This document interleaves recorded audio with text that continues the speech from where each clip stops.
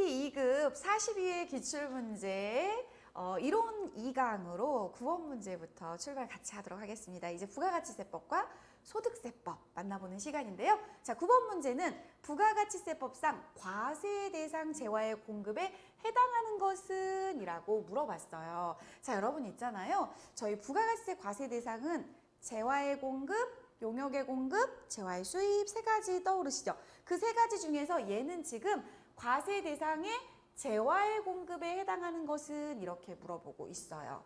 단 관련 재화의 취득과 관련된 매입세액은 모두 공제를 받았다고 합니다.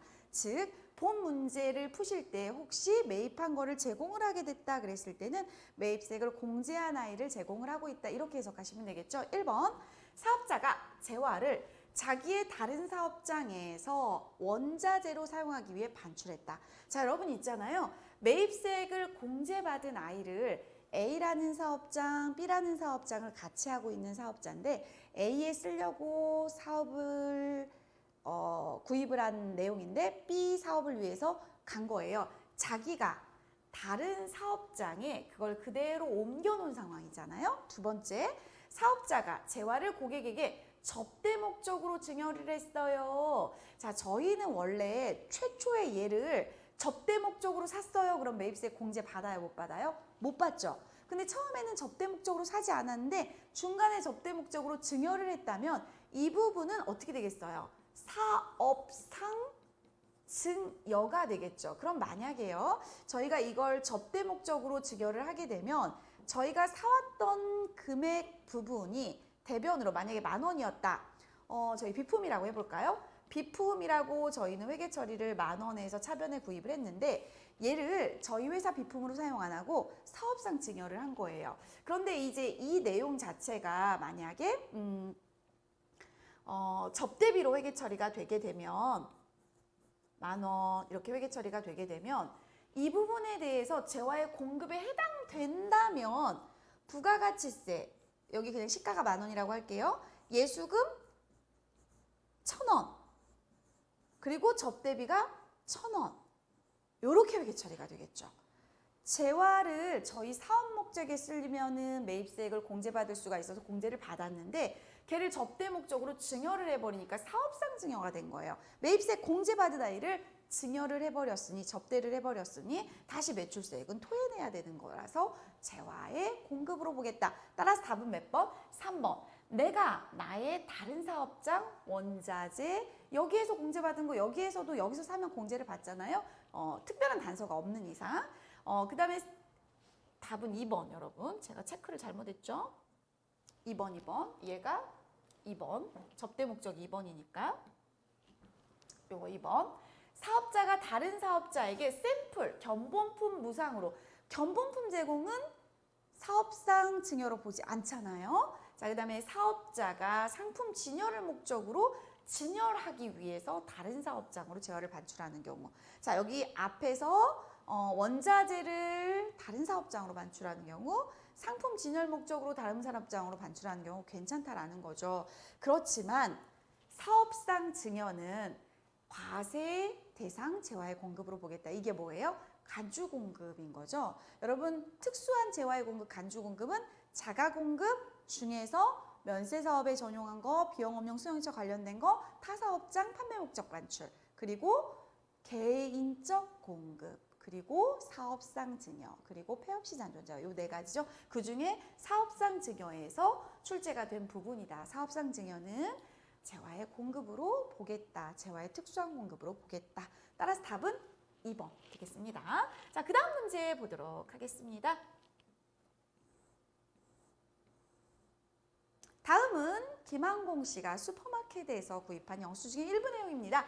빈칸에 들어갈 금액은 각각 얼마인가요? 라고 물어보고 있는데요. 자, 내용에서 면세 품목과 과세 품목을 골라내셔서 면세 공급가액과 과세 공급란을 적당하게 조율을 하시면 되겠는데요. 자, 면세인 것만 먼저 골라볼까요, 여러분? 사과, 농산물, 면세.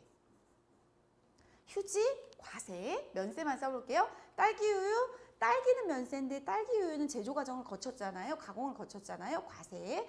초콜릿, 가공 거쳤죠. 과세. 사이다, 과세. 산낙지, 수산물, 면세. 자, 그럼 면세인 거 요거 두 개 더해 볼까요, 여러분? 얼마 나오죠? 면세 쪽에 두 개 더하면 11,880원?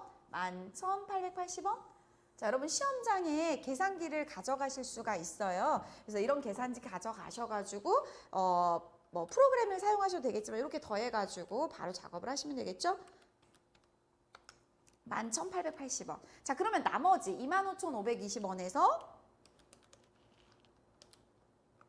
11,880원을 빼니까 13,640원이 나오는데요. 13,640원은 여기 보면 금액이라고 기록이 되어 있기 때문에 나누기 1.1을 해서 공급가액과 세액을 나눠 가져야 되겠죠? 자, 제가 13,640원을 나누기 1.1을 해볼게요. 그럼 얼마가 나오냐면 12,400원이 나오고요. 여기에 따른 부가세는 1,240원이 되겠죠? 자, 그렇게 해서 세 가지 금액이 정해졌네요. 11,880원. 자, 물어본 문제는 여러분 제가 화면 조금 이따 보여드릴게요. 먼저 말씀을 드리고 나서 A라는 11,880원인 거 하나밖에 없는데요. 3번. B라는 12,400원, C라는 1,240원. 따라서 답은 몇 번? 3번인데요. 3번인 화면 보여드릴게요. 여기 있죠? 자, 여기 처음에 저하고 계산한 금액 중에서 11,880원이 누구요? 여기 산낙지하고 보여줬던 거 사과 있었죠? 그리고 12,400원, 부가가치세 1,240원. 따라서 답은 3번으로 산출을 했습니다. 그 다음 문제 보도록 하겠습니다.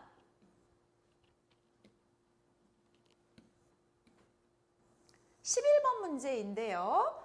부가가치세 문제입니다. 2기 예정신고 기간에 발생한 매입세액 내액이다. 매출세액에서 공제 가능한 매입세액. 자, 공제할 수 있는 매입세액을 계산하면 얼마인가? 여러분 저희 승용차에 대해서는 불공제 매입 조건을 갖춘 거 일부분은 불공제를 하죠. 하지만 트럭, 버스 이런 부분들 공제 가능하죠. 두 번째, 본사 사무실 임차료 업무 목적으로 사용하신 거죠. 매입세액 가능하죠.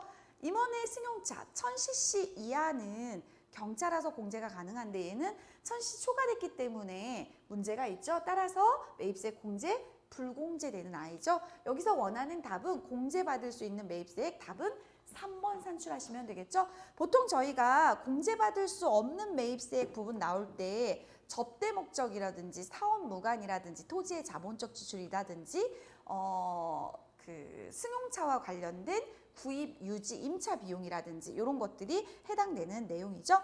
자, 그 다음 문제는 이제 소득세법으로 넘어가 보도록 하겠습니다. 소득세법 문제 첫 번째 문제는 종합소득에 대한 기본적인 내용으로 출제가 됐습니다. 종합소득에 대한 설명으로 옳지 않은 것을 골라보도록 하겠는데요. 자, 먼저 근로소득과 공적연금만 있는 자는 종합소득 확정신고를 하지 않아도 된다. 자, 여러분 열거되어 있는 8가지 소득에 대해서 혹시 말씀해 보실 수 있으세요? 이배사, 근연기, 퇴양. 이배사, 근연기까지는 종합합산과세를 하고 퇴직과 양도소득은 분류과세를 하죠. 종합과세 중에서 원천징수로 의무가 종결되는 건 분리과세를 하죠. 이배사 근연기에서 근로소득과 연금소득은 종합과세에 들어가 있는 항목이죠. 자, 그런데 만약에 근로소득만 있어요. 그러면 얘는 연말정산으로 끝! 이렇게 되거든요.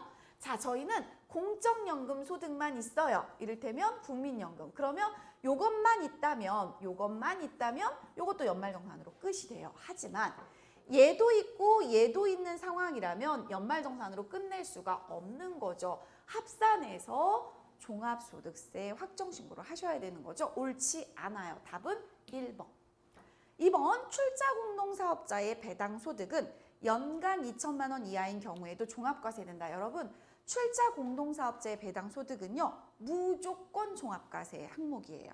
무조건. 금액을 묻지도 말고 무조건 종합과세. 사적연금소득, 개인적으로 연금 가입하시는 거는 연간 1,200만 원 이하인 경우는 종합소득세 과세표준에 합산하지 않고 분리과세를 선택을 해요. 자, 그 다음에 사적연금 말고 공적연금소득은 516만 원까지 분리과세를 해요.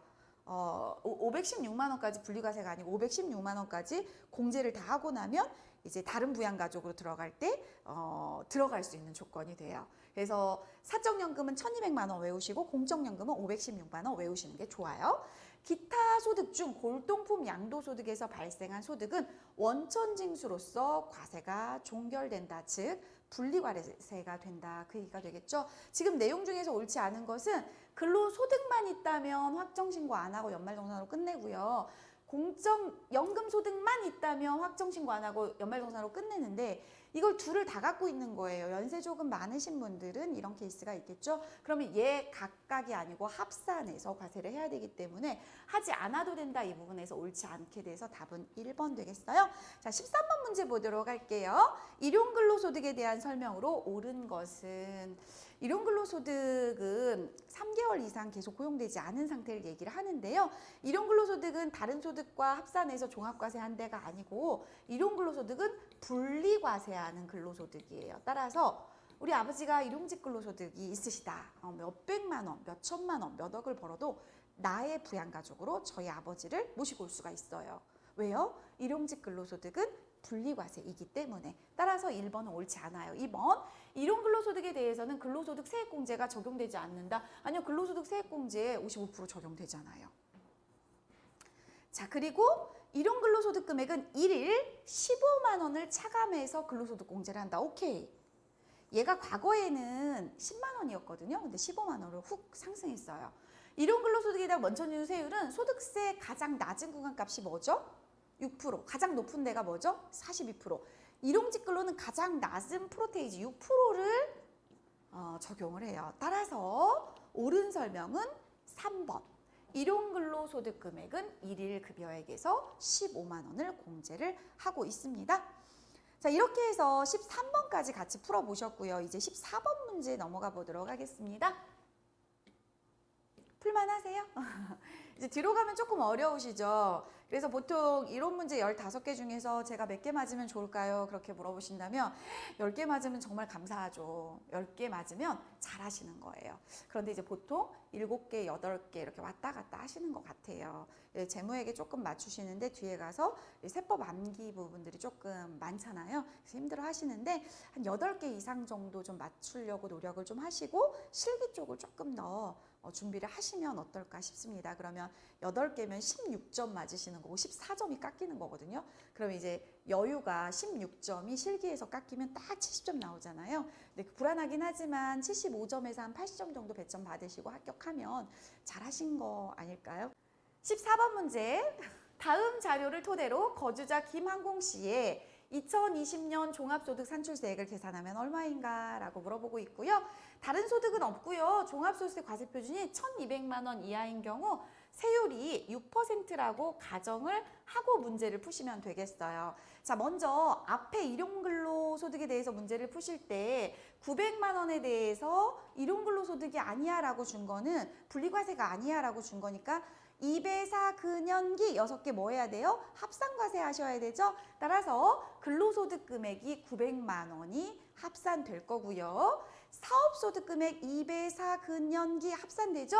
더해지겠죠? 더하기 900만 원 더하기 국내 은행 정기예금 이자는 이자 소득과 배당 소득을 저희가 금융소득이라고 하죠. 금융소득에 대해서는 분리과세 규정이 1,200만 원까지 있죠. 그러다 보니 국내 예금, 정기예금 이자 200만 원은 분리과세 요건에 속하는 거죠. 합산과세가 아니고. 따라서 얘는 더할 필요가 없죠. 종합소득공제는 이제 종합소득 금액 나오고 나서 거기서 빠지는 금액이니까 요 두 덩어리만 더하겠습니다. 그럼 얼마 나오죠? 1,500만 원 나오죠? 1,500만 원에서 종합소득공제 500만 원을 빼고 나면 얼마가 나오나요? 1,000만 원이 나오죠? 이 1,000만 원에 위에 주어져 있던 6% 세율을 곱하면 동그라미 2개 떼고 60만 원. 답은 몇 번? 3번 되겠네요. 따라서 산출세액을 계산하면 60만 원이다. 자, 이렇게 해서 이제 14번 문제 종합소득 관련된 문제 풀어봤고요. 이제 마지막 문제는 연말정산에서 출제가 됐습니다. 여러분 연말정산은 실기에서 공부하고 계시기 때문에 잘 하실 수 있으리라고 생각이 되는데요.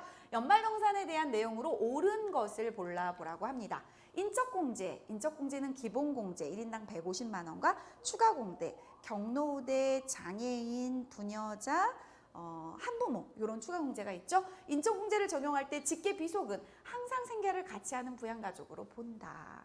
오케이. 두 번째, 부녀자와 한부모 공제는 중복해서 적용할 수 없죠.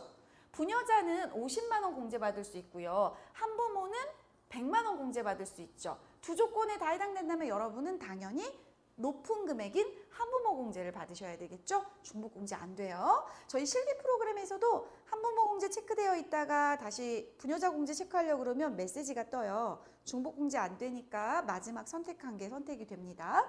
3번, 근로소득에 대한 연말정산은 해당 과세 기간에 다음 연도 1월에 근로소득을 지급할 때 수행한다. 아니요.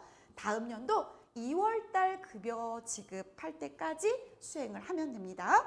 기본공제 대상자인 직계비속을 위해서 지출한 대학원 등록금 안 됩니다. 대학원은 누구만? 본인만 됩니다. 자, 이 부분은 실기를 되게 열심히 하시면 자연스럽게 풀 수 있는 문제. 따라서 답은 1번, 인적공제를 적용할 때 직계비속은 항상 생계를 같이 하는 부양가족으로 본다 되겠습니다. 자, 이렇게 해서 저와 함께 부가가치세법 문제하고요. 소득세법 문제를 모두 풀어보셨는데요. 할만하세요? 네, 다음 시간에는 저희가 더 좋은 스마트 A 프로그램으로 42회 기출문제를 직접 입력하면서 실기 70점 배점에 해당하는 문제를 풀어볼 거예요. 그래서 한국공인회계사회 홈페이지에 들어가셔서 회원 가입하시고 자료실의 기출문제를 42회 거 TAT 2급으로 다운받아 주셔서 설치까지 진행을 하시고 같이 이제 준비를 해 주시면 되겠습니다. 자, 여러분 저희 공부 시작한 김에 이론 30점 다 지금 문제 풀었잖아요. 실기 70점도 금방 할 수 있고요. 시작이 반이에요. 여러분 TAT 2급 취득하려고 지금 마음 먹으셨잖아요. 거의 절반 오신 거예요. 조금 더 열심히 공부하고 조금 더 노력해서 가까이에 있는 시험을 같이 응시하셔서 합격하셨으면 좋겠어요. 다음 시간에 실기를 통해서 만나 뵙도록 하겠습니다.